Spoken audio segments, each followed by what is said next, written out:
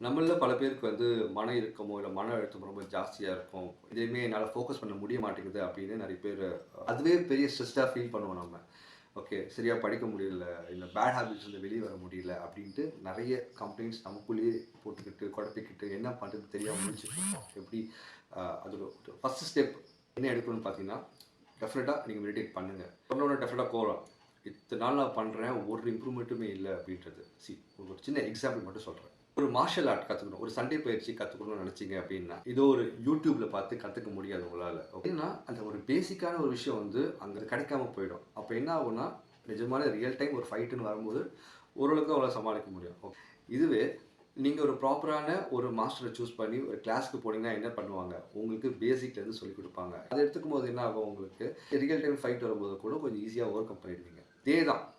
ஒரு மெடிடேஷன் நீங்க பண்ண போறீங்க அப்டின்னா, அது யார் நல்லா கத்துக் குடுப்பா அப்படிங்கிற ஒரு மாஸ்டர நீங்க சூஸ் பண்ணுங்க. ஸோ அவங்க டெஃபினட்டா கைட் பண்ணுவாங்க. எங்க தப்பு பண்ணுவ?